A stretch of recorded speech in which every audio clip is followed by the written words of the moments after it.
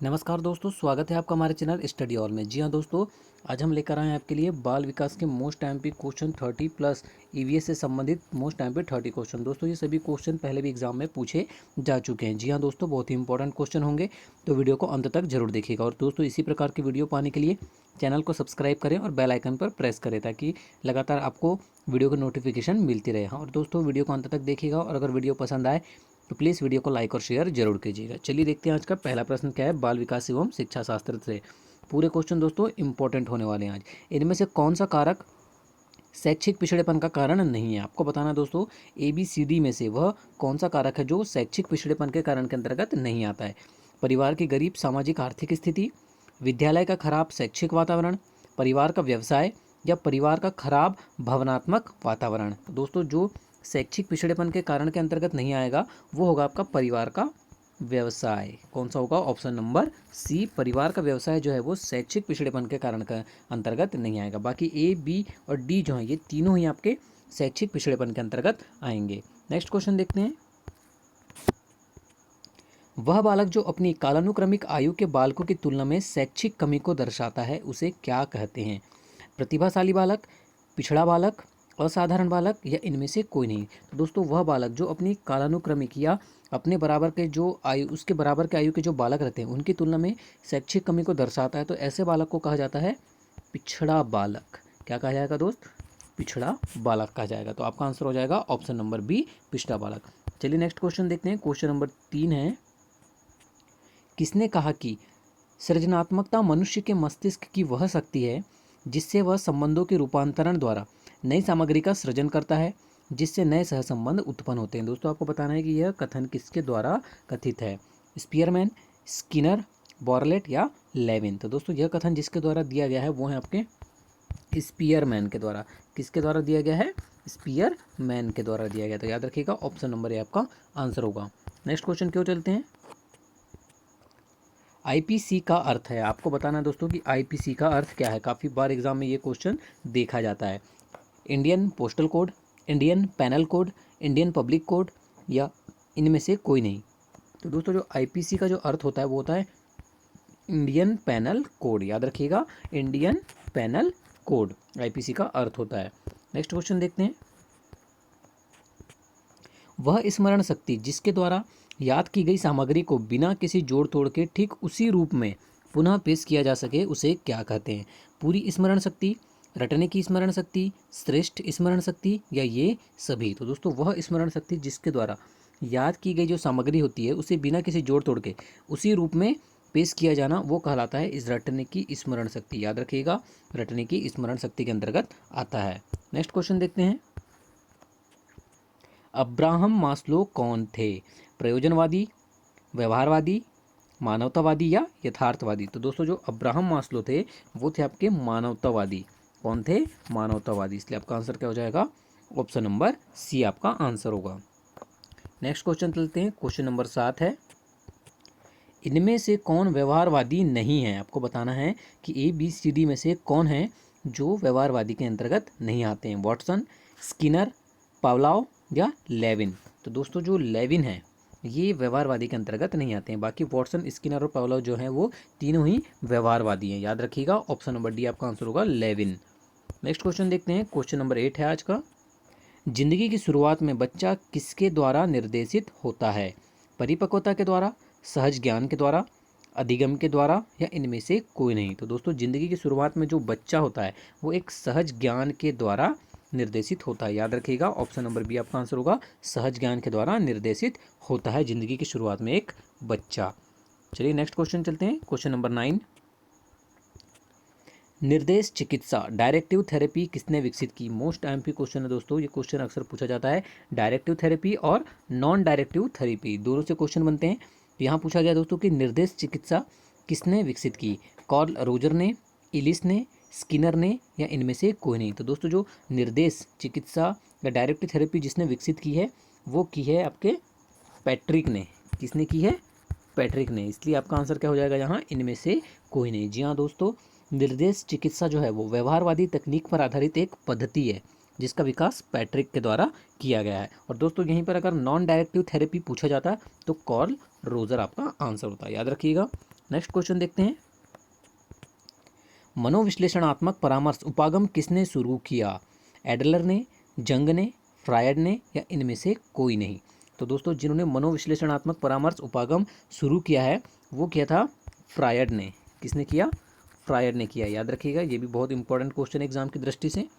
Next question देखते हैं, question number 11, मनुष्य की सामान्य चाहतों व इच्छाओं को क्या कहा जाता है?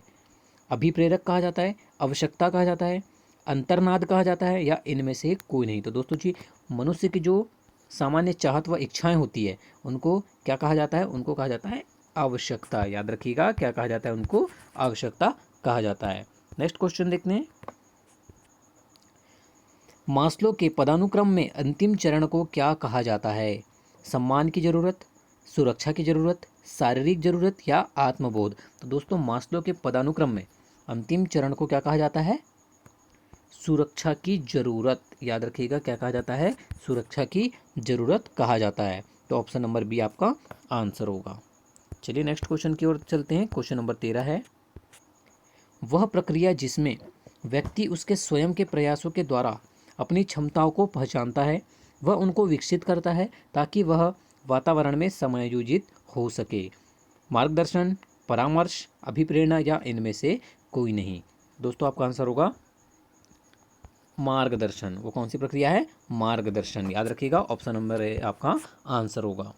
चलिए नेक्स्ट क्वेश्चन की ओर चलते हैं। क्वेश्चन नंबर 14 है, व्यवहारिक क्षमताओं में वह सापेक्ष स्थायी परिवर्तन जो कि प्रबलित अभ्यास का परिणाम होता है उसे क्या कहते हैं? बहुत ही अच्छा क्वेश्चन दोस्तों, कि व्यवहारिक क्षमताओं में वह सापेक्ष स्थायी परिवर्तन जो कि प्रबलित अभ्यास का परिणाम होता है उसे क्या कहते हैं? अधिगम, अभिप्रेरणा, अभिवृत्ति, या इनमें से कोई नहीं? तो दोस्तों उसे कहा जाता है अधिगम। क्या कहा जाता है? अधिगम कहा जाता है। तो आपका आंसर क्या होगा? ऑप्शन नंबर ए आपका आंसर हो जाएगा। चलिए नेक्स्ट क्वेश्चन की ओर चलते हैं। क्वेश्चन नंबर 15 है, सिफेलोकोडल प्रवृत्तियों के अनुसार विकास का अग्रसरण कैसे होता है? सिर से पैर की ओर, पास से दूर के अंगों में, पैर से सिर की ओर, या दूर से पास के अंगों में? तो दोस्तों जो सिफेलोकोडल प्रवृत्तियों के अनुसार विकास का अग्रसरण जो होता है वो होता है सिर से पैर की ओर होता है। याद रखिएगा, सिर से पैर की ओर होता है। तो आपका आंसर हो जाएगा option number A. Next question देखते हैं, गर्भाधान से बालक के जन्म तक की अवधि को क्या कहा जाता है? किशोरावस्था, बचपन, प्रसव पूर्व काल, या वयस्कता? तो दोस्तों गर्भाधान से बालक के जन्म तक की जो अवधि होती है उसे प्रसव पूर्व काल कहा जाता है। ये भी क्वेश्चन दोस्तों एग्जाम में आपको रिपीट होता हुआ दिखाई देगा। तो आपका आंसर क्या होगा? ऑप्शन नंबर सी, याद रखना है आपको। नेक्स्ट क्वेश्चन देखते हैं, जीन पियाजे द्वारा परिभाषित वह अवस्था जहां संज्ञानात्मक विकास बालक के अपनी इंद्रियों के प्रयोग से दुनिया का पता लगाने के प्रयासों से होता है, वो कौन सी अवस्था है?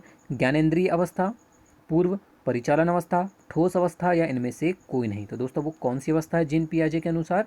वो है आपकी ज्ञानेंद्रिय अवस्था। कौन सी अवस्था है? ज्ञानेंद्रिय अवस्था है। याद रखिएगा, ऑप्शन नंबर ये आपका आंसर होगा। रोरशा इंकब्लॉट टेस्ट जो कि एक व्यक्तित्व मूल्यांकन की विधि है किसने निर्मित किया है? आपको बताना है दोस्तों कि रोरशा इंकब्लॉट टेस्ट जो कि एक व्यक्तित्व मूल्यांकन की विधि है उसे किसने निर्मित किया है? एसेंक ने, आल्पोर्ट ने, हरमन रोरशा ने, या जीन पियाजे ने? काफ़ी इजी क्वेश्चन है दोस्तों, क्वेश्चन नंबर 18 है ये, काफ़ी इजी क्वेश्चन है। ये किसने किया है? हरमन रोरशा ने किया है। याद रखिएगा, ऑप्शन नंबर सी आपका आंसर हो जाएगा, हरमन रोरशा। नेक्स्ट क्वेश्चन देखते हैं। क्वेश्चन नंबर 19 है, बहुकारक बुद्धि के प्रतिपादक कौन थे? जीन पियाजे, बिने, हावर्ड गार्डनर, या इनमें से कोई नहीं? तो दोस्तों जो बहुकारक बुद्धि के प्रतिपादक माने जाते हैं वो हावर्ड गार्डनर माने जाते हैं। कौन माने जाते हैं? Howard Gardner. तो आपका आंसर क्या हो जाएगा? Option number C. वह मनोवैज्ञानिक जिसने कहा कि बुद्धि वह क्षमता है जो हमें अपने वातावरण में समायोजित करना सिखाती है, कौन था? आपको बताना दोस्तों कि वह कौन से मनोवैज्ञानिक है जिनका कथन था कि बुद्धि वह क्षमता है जो हमें अपने वातावरण में समायोजित करना सिखाती है। जीन पियाजे, थार्नडाइक, टर्मन, या फिर बिने? तो दोस्तों वह मनोवैज्ञानिक हैं जीन पियाजे। जी हाँ, जीन पियाजे आपका आंसर होगा, ऑप्शन नंबर ए। थार्नडाइक का सिद्धांत निम्न में से कौन सी श्रेणी में आता है? व्यवहारात्मक सिद्धांत, संज्ञानात्मक सिद्धांत, मनोविश्लेषणात्मक सिद्धांत या उपरोक्त में से कोई नहीं। तो दोस्तों जो थायरनडाइक का सिद्धांत है वो किसके अंतर्गत आता है, कौन से सिद्धांत के अंतर्गत आता है? वो आता है दोस्तों व्यवहारात्मक सिद्धांत के अंतर्गत। याद रखिएगा, ऑप्शन नंबर ये आपका आंसर हो जाएगा। भाषा का वह घटक जो ध्वनि के अनुक्रम संचालन एवं उसकी संरचना से संबंधित नियम की चर्चा करता है उसे क्या कहते हैं? अर्थ विज्ञान, व्याकरण, स्वर विज्ञान या इनमें से कोई नहीं। तो दोस्तों भाषा का वह घटक जो ध्वनि के अनुक्रम संचालन एवं उसकी संरचना से संबंधित नियम की चर्चा करता है उसे क्या कहा जाता है? उसे कहा जाता है स्वर विज्ञान। याद रखिएगा, क्या कहा जाता है? स्वर विज्ञान कहा जाता है। क्वेश्चन नंबर 23 है कि संवेग का कौन सा सिद्धांत इस विचार को मानता है कि संवेगात्मक अनुभव संवेगात्मक व्यवहार पर आधारित है? बहुत ही मोस्ट टाइम क्वेश्चन है दोस्तों आपके लिए कि वह संवेग का कौन सा सिद्धांत है जो इस विचार को मानता है कि संवेगात्मक अनुभव संवेगात्मक व्यवहार पर आधारित है। हाइपोटोलसिक सिद्धांत, जेम्स लैंग सिद्धांत, सक्रियता सिद्धांत या अभिप्रेरण सिद्धांत? तो दोस्तों वो कौन सा सिद्धांत है? वो है आपका जेम्स लैंग का सिद्धांत है। याद रखिएगा, ऑप्शन नंबर बी बहुत ही इंपॉर्टेंट क्वेश्चन है ये भी। चलिए नेक्स्ट क्वेश्चन चलते हैं। क्वेश्चन नंबर 24, इनमें से कौन सी विशेषता भावनात्मक विकास से जुड़ी हुई नहीं है? भावना शारीरिक परिवर्तन से जुड़ी है, भावना जन्म के तुरंत बाद आ जाती है, भावनाओं का तीव्र रूप बचपन में देखा जाता है, या भावना शारीरिक विकास से जुड़ी हुई नहीं है? तो आपको बताना है दोस्तों कि वह कौन सी विशेषता है जो भावनात्मक विकास से जुड़ी हुई नहीं है। तो वो है दोस्तों आपकी ऑप्शन नंबर डी कि भावना शारीरिक विकास से जुड़ी हुई नहीं है, यह विशेषता भावनात्मक विकास से जुड़ी हुई नहीं है। याद रखिएगा, ऑप्शन नंबर डी आपका आंसर है। शिशु का सामाजिक विकास किसके ऊपर निर्भर करता है?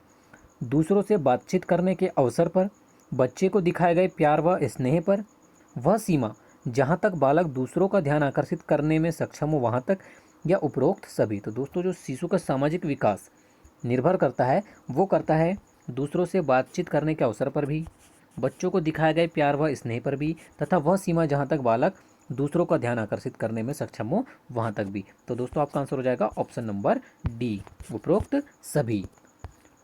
क्वेश्चन नंबर 26 है, बुद्धि के एकल कारक का सिद्धांत किसने दिया था? याद रखिएगा फ्रेंड्स, ऐसे क्वेश्चन एकल कारक, द्विकारक, ये क्वेश्चन जरूर पूछे जाते हैं आपकी एग्जाम में। तो दोस्तों बुद्धि के एकल कारक का सिद्धांत किसने प्रतिपादित किया था? तो आपका आंसर होगा ऑप्शन नंबर सी, अल्फ्रेड बिने ने। याद रखिएगा, अल्फ्रेड बिने। नेक्स्ट क्वेश्चन देखते हैं। क्वेश्चन नंबर 27, बहिर्मुखी व्यक्ति वह होते हैं जो सामाजिक व मित्रवत होते हैं, तनाव रहित होते हैं।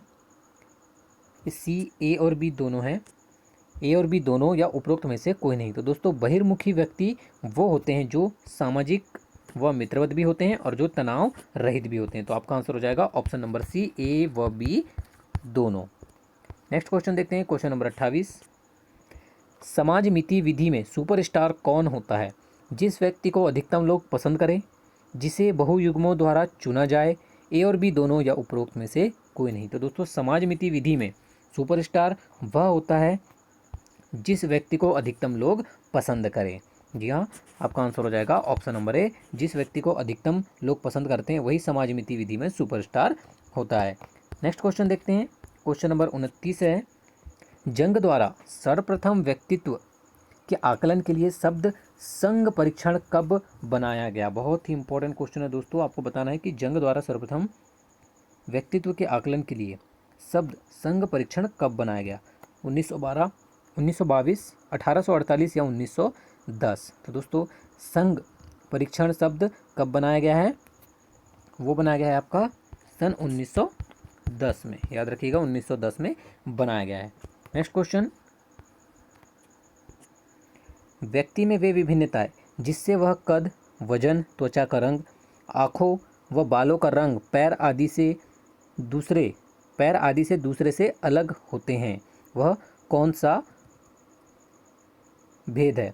भावनात्मक भेद, शारीरिक भेद, मानसिक भेद या इनमें से कोई नहीं? तो दोस्तों वह कौन सा भेद होगा? वो होगा आपका शारीरिक भेद। याद रखिएगा, ऑप्शन नंबर बी आपका आंसर हो जाएगा। तो दोस्तों ये हो गया आपके बाल विकास एवं शिक्षा शास्त्र के मोस्ट टाइम पे 30 क्वेश्चन। अब देखते हैं दोस्तों पर्यावरण से संबंधित आज के बहुत ही इंपॉर्टेंट प्रश्न जो कि दोस्तों आपके एग्जाम में जरूर पूछे जाएंगे। भारत में बाढ़ की चेतावनी कौन देता है? आपको बताना है दोस्तों कि भारत में अगर बाढ़ आनी होती है तो उसकी चेतावनी कौन देता है बाढ़ आने के पहले? केंद्रीय जल आयोग, सिंचाई एवं बाढ़ नियंत्रण विभाग, जल संसाधन विभाग या उपरोक्त सभी? तो दोस्तों भारत में बाढ़ की चेतावनी केंद्रीय जल आयोग भी देता है, सिंचाई एवं बाढ़ नियंत्रण विभाग भी देता है और जल संसाधन विभाग भी देता है। तो आपका आंसर हो जाएगा उपरोक्त सभी। क्वेश्चन नंबर 32 है, ग्राम पंचायत का क्या कार्य करती है? पानी के स्रोतों का रखरखाव करती है, विद्यालय का निर्माण करवाती है, गरीबी रेखा से नीचे के लोगों की सूची बनाती है या उपरोक्त सभी? तो दोस्तों जो ग्राम पंचायत का जो कार्य होता है वो होता है पानी के स्रोतों का रखरखाव करना भी होता है, विद्यालय का निर्माण करवाना भी होता है और गरीबी रेखा से नीचे लोगों की सूची बनाना भी होता है। तो ये तीनों कार्य आपका ग्राम पंचायत करती है। तो दोस्तों आपका आंसर हो जाएगा ऑप्शन नंबर डी। चलिए नेक्स्ट क्वेश्चन देखते हैं। पर्यावरण का क्वेश्चन नंबर है 3rd और आज का क्वेश्चन है 33। निम्नलिखित में से कौन सी आपदा पर्यावरणीय ह्रास के कारण उत्पन्न होती है? आपको बताना है कि इनमें से वो कौन सी आपदा है जो पर्यावरणीय ह्रास के कारण होती है। भूस्खलन, बाढ़ एवं सूखा, वनों की आग या ये सभी? तो दोस्तों ऐसी आपदा जो पर्यावरणीय ह्रास के कारण होती है वो है आपकी ऑप्शन नंबर डी। भूस्खलन भी होती है, बाढ़ एवं सूखा भी होती है और वनों की आग भी होती है। तो आप याद रखिएगा ऑप्शन नंबर डी आपका आंसर हो जाएगा। नेक्स्ट क्वेश्चन देखते हैं। इंदिरा गांधी नहर परियोजना का लाभ किस राज्य को मिल रहा है? आपको बताना है दोस्तों कि इंदिरा गांधी जो नहर है उसका जो लाभ है वो किस राज्य को मिल रहा है? ABCD में से, केरल, उत्तर प्रदेश, राजस्थान या फिर मध्य प्रदेश? तो दोस्तों वो राज्य है आपका राजस्थान। याद रखिएगा कौन सा है? राजस्थान को जो है वो इंदिरा गांधी नहर परियोजना का लाभ मिल रहा है। नेक्स्ट क्वेश्चन देखते हैं। क्वेश्चन नंबर 35, जल जनित बीमारी का एक उदाहरण है। आपको बताना दोस्तों कि जो जल जनित बीमारी है इनमें से कौन सी या कौन सा जल जनित बीमारी का उदाहरण है? डिप्थीरिया, टॉन्सिलिटिस, डायरिया या फिर खसरा? तो दोस्तों वो है आपकी डायरिया। सभी को पता होगा कि जो डायरिया है वो एक जल जनित बीमारी है। तो आपका आंसर क्या होगा? ऑप्शन नंबर सी आपका आंसर होगा। पर्यावरणीय शिक्षा का उद्देश्य है। क्वेश्चन नंबर 36 है आज का कि पर्यावरणीय शिक्षा का उद्देश्य क्या है? पर्यावरण की सुरक्षा एवं संरक्षण, पर्यावरण के संसाधनों का अधिकतम उपयोग, पर्यावरण के संसाधनों का न्यूनतम उपयोग या उपरोक्त में से कोई नहीं? तो दोस्तों जो पर्यावरणीय शिक्षा का जो मुख्य उद्देश्य है वो है पर्यावरण की सुरक्षा एवं संरक्षण। याद रखिएगा ऑप्शन नंबर ए, पर्यावरण की सुरक्षा एवं संरक्षण ही पर्यावरणीय शिक्षा का मुख्य उद्देश्य माना गया है। नेक्स्ट क्वेश्चन देखते हैं।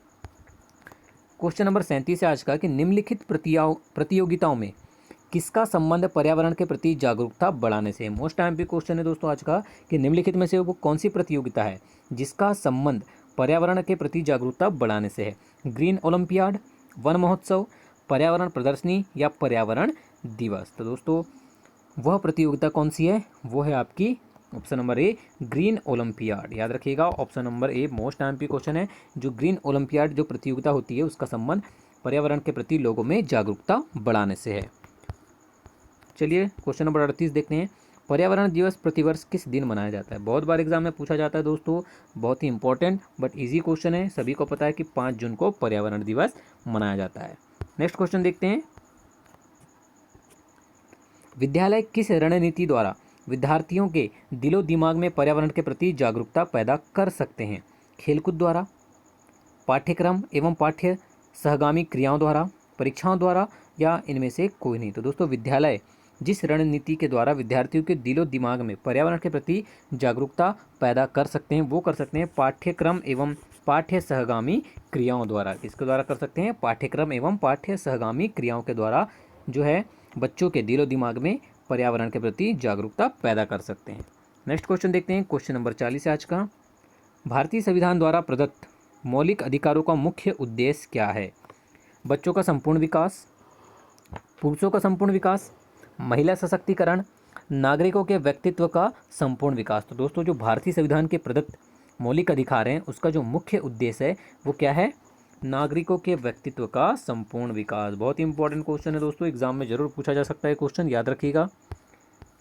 नेक्स्ट क्वेश्चन है, सामाजिक विज्ञान में कौन सा घटक शामिल नहीं किया जाता है? इतिहास, भूगोल, राजनीति विज्ञान या व्यावसायिक अध्ययन। तो दोस्तों सामाजिक विज्ञान में जो घटक शामिल नहीं किया जाता है वह आपका व्यावसायिक अध्ययन जो है वो सामाजिक विज्ञान के अंतर्गत नहीं आता है। बाकी आपका इतिहास, राजनीति विज्ञान और भूगोल, ये तीनों ही सामाजिक विज्ञान में शामिल होते हैं।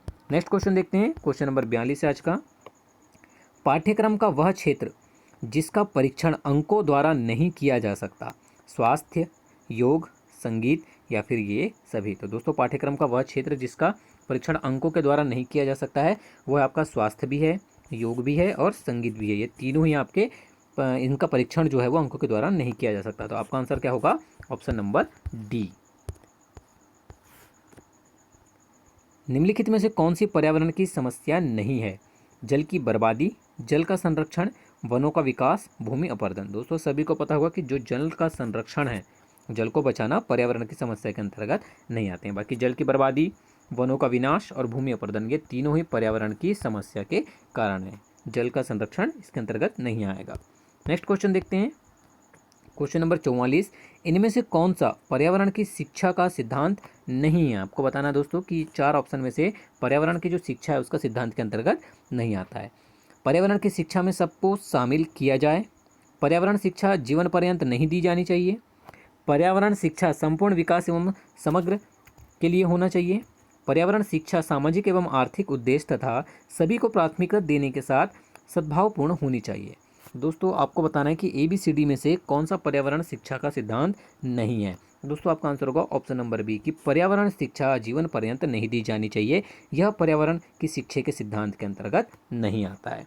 नेक्स्ट क्वेश्चन देखते हैं, नीली क्रांति संबंधित है। बहुत ही इंपॉर्टेंट क्वेश्चन है दोस्तों, आपको अक्सर एग्जाम में देखने मिलता हुआ क्वेश्चन कि नीली क्रांति, पीली क्रांति, ये आपको पूछा जाता है कि किससे संबंधित है। दोस्तों नीली क्रांति किससे संबंधित है? आपको बताना है दुग्ध उत्पादन से, फूल उत्पादन से, मत्स्य उत्पादन से या फल उत्पादन से। तो दोस्तों जो नीली क्रांति का जो संबंध है वो किससे है? मत्स्य उत्पादन से। याद रखिएगा ऑप्शन नंबर सी आपका आंसर हो जाएगा, मत्स्य उत्पादन। नेक्स्ट क्वेश्चन देखते हैं, क्वेश्चन नंबर 46 है आज का कि इनमें से कौन सा मानवीय पर्यावरण का घटक नहीं है? आपको बताना है दोस्तों कि भूमि, धर्म, समुदाय और परिवार में से मानवीय पर्यावरण का घटक कौन सा नहीं है? तो दोस्तों आपका आंसर हो जाएगा ऑप्शन नंबर ए, जो भूमि है वो मानवीय पर्यावरण के घटक के अंतर्गत नहीं आता है। बाकी धर्म, समुदाय और परिवार ये तीनों ही मानवीय पर्यावरण के घटक हैं। क्वेश्चन नंबर 47 है, द्रवित मैग्ना से बने शैल चट्टान को क्या कहते हैं? ये मैग्मा है दोस्तों, द्रवित मैग्मा से बने शैल या चट्टान को क्या कहते हैं? अग्नेय, अवसादी, कायांतरित या इनमें से कोई नहीं। तो दोस्तों जो द्रवित मैग्ना से बने चट्टान होते हैं या शैल होते हैं उनको क्या कहते हैं? उनको कहा जाता है दोस्तों अग्नेय। याद रखिएगा ऑप्शन नंबर ए आपका आंसर हो जाएगा अग्नेय। नेक्स्ट क्वेश्चन देखते हैं, क्वेश्चन नंबर 48 है कि निम्नलिखित में से कौन सी गैस हमें सूर्य की हानिकारक किरणों से बचाती है? दोस्तों ये सभी को पता होगा, बचपन से पढ़ते आ रहे हैं हम लोग कि वह कौन सी गैस है जो हमें सूर्य की हानिकारक पराबैंगनी किरणों से बचाती है। वो है आपकी ओजोन। कौन सी है? ओजोन गैस है या ओजोन परत है जो हमें सूर्य की हानिकारक किरणों से बचाती है। तो आपका आंसर हो जाएगा option number C. Next question देखते हैं, जब वृष्टि तरल रूप में पृथ्वी पर आती है तो उसे क्या कहते हैं? बहुत ही अच्छा क्वेश्चन है दोस्तों कि जो वृष्टि है वो तरल रूप में जब पृथ्वी पर आ जाती है तो उसे क्या कहते हैं? बादल, वर्षा, हिम या फिर जलवाष्प। दोस्तों ये क्या कहा जाता है? सभी को पता होगा, वर्षा। जो वृष्टि जो है वो तरल रूप में जब पृथ्वी में आती है तो उसे वर्षा की संज्ञा दी जाती है। नेक्स्ट क्वेश्चन देखते हैं, क्वेश्चन नंबर 50, कांटेदार झाड़ियाँ मिलती है गर्म एवं आर्द्र उष्ण कटिबंधीय जलवायु में, गर्म एवं शुष्क रेगिस्तानी जलवायु में, ठंडी ध्रुवीय जलवायु में या उपरोक्त में से कोई नहीं। तो दोस्तों जो कांटेदार झाड़ियाँ जिस स्थान पर मिलती है वो मिलती है आपकी गर्म एवं शुष्क रेगिस्तानी जलवायु में। याद रखिएगा बहुत ही इंपॉर्टेंट क्वेश्चन, एग्जाम में जरूर पूछा जाता है ये क्वेश्चन। तो कांटेदार झाड़ियाँ कहाँ मिलती है? गर्म एवं शुष्क रेगिस्तानी जलवायु में। नेक्स्ट क्वेश्चन देखते हैं, क्वेश्चन नंबर 51, सुनहरा रेशों से अभिप्राय है चाय, कपास, पटसन या रबड़। तो दोस्तों सुनहरा रेशा जिसे कहा जाता है वो कहा जाता है किसको? पटसन या जूट को। याद रखिएगा बहुत ही इंपॉर्टेंट क्वेश्चन है, अक्सर एग्जाम में जरूर पूछा जाता है ये क्वेश्चन कि पटसन या जूट जो है उसे सुनहरा रेशा भी कहा जाता है। क्वेश्चन नंबर 52, किस ग्रह को पृथ्वी का जुड़वा ग्रह के नाम से जाना जाता है? सभी को पता होगा दोस्तों कि किस ग्रह को पृथ्वी का जुड़वा ग्रह कहा जाता है? वो कहा जाता है शुक्र ग्रह को। याद रखिएगा, ऑप्शन नंबर सी आपका आंसर हो जाएगा, शुक्र ग्रह। क्वेश्चन नंबर 53 है कि विश्व का सबसे ऊंचा पठार कौन सा है? दक्कन का पठार, मालवा का पठार, छोटा नागपुर का पठार या तिब्बत का पठार? तो दोस्तों जो विश्व का जो सबसे ऊंचा पठार माना जाता है वो कौन सा है? तिब्बत का पठार। याद रखिएगा, जो तिब्बत का पठार है वो विश्व का सबसे ऊंचा पठार है। नेक्स्ट क्वेश्चन देखते हैं, क्वेश्चन नंबर 54 है आज का। किसने कहा था कि पर्यावरण प्रबंधन की संकल्पना सामान्य तथा पर्यावरण मॉडल से स्थापित है? रॉट्स ने, मेंडल ने, डेनिस मिडोज ने या लैमार्क ने? तो दोस्तों यह किसने कहा था? यह कथन किसके द्वारा दिया गया था? ये दिया गया था आपके डेनिस मिडोज के द्वारा। याद रखिएगा, किसके द्वारा दिया गया था? डेनिस मिजोड के द्वारा यह कथन दिया गया है। नेक्स्ट क्वेश्चन देखते हैं, राष्ट्रीय ध्वज के धर्म चक्र में कितने अरिया स्पोक हैं या कितने चक्र? धर्म चक्र में कितनी तीलियां हैं? आपको बताना है 22, 24, 14 या फिर 18। दोस्तों बहुत ही इजी क्वेश्चन है, सभी को पता है कि राष्ट्रीय ध्वज का जो अशोक चक्र में कितनी तीलियां होती हैं वो होती है 24। तो आपका आंसर हो जाएगा option number B. Madhya Pradesh उच्च न्यायालय की पीठ स्थित है। आपको बताना दोस्तों कि जो मध्य प्रदेश का उच्च न्यायालय की पीठ कहाँ पर स्थित है? भोपाल में, जबलपुर में, ग्वालियर में या इंदौर में? सभी को पता है दोस्तों कि कहाँ स्थित है मध्य प्रदेश की उच्च न्यायालय की पीठ? जबलपुर में स्थित है। तो आपका आंसर हो जाएगा option number B. Question number 57 है आज का कि निम्न में से किसे गुलाबी नगर कहा जाता है? ये भी क्वेश्चन दोस्तों सभी को पता है, काफ़ी इजी क्वेश्चन है क्योंकि एग्जाम में अक्सर पूछा जाता है। लखनऊ, जबलपुर, जयपुर या फिर कोलकाता? तो दोस्तों जो जयपुर है उसे पिंक सिटी या गुलाबी नगर के नाम से भी जाना जाता है या कहा जाता है। तो आपका आंसर हो जाएगा option number C. Next question है क्वेश्चन नंबर 58, इनमें से कौन सा पतन या बंदरगाह पूर्वी तट पर स्थित है जो अंतःस्थलीय या अधिकतम गहराई का पतन है तथा पूर्ण सुरक्षित है? क्वेश्चन नंबर 58 है दोस्तों, आपका ऑप्शन है चेन्नई, तूतीकोरिन, पारादीप या विशाखापट्टनम? तो दोस्तों आपका आंसर हो जाएगा ऑप्शन नंबर डी, विशाखापट्टनम। याद रखिएगा, इंपॉर्टेंट क्वेश्चन है ये भी। क्वेश्चन नंबर 59 है, ग्रीन हाउस प्रभाव के मुख्य कारण में कौन सी गैस है? ऑक्सीजन, कार्बन डाइऑक्साइड, नाइट्रोजन या फिर हाइड्रोजन? तो दोस्तों जो ग्रीन हाउस प्रभाव के मुख्य कारण में जो गैस शामिल है वो है आपकी carbon dioxide, CO2। Next question देखते हैं, आज का लास्ट क्वेश्चन है दोस्तों, कौन सा जल प्रदूषण का स्रोत नहीं है? औद्योगिक कचरा, रेडियो एक्टिव कचरा, कृषि से प्राप्त कचरा या खानों से प्राप्त कचरा? तो दोस्तों जो जल प्रदूषण के स्रोत के अंतर्गत नहीं आएगा वो है आपका रेडियो एक्टिव कचरा। बाकी औद्योगिक कचरा, कृषि से प्राप्त कचरा और खानों से प्राप्त कचरा, ये तीनों ही जल प्रदूषण के स्रोत हैं। रेडियो एक्टिव कचरा जो है वो जल प्रदूषण के स्रोत के अंतर्गत नहीं आता है। वीडियो को पूरी देखने के लिए धन्यवाद दोस्तों। अगर वीडियो पसंद आई हो तो प्लीज़ वीडियो को लाइक और शेयर जरूर कीजिएगा।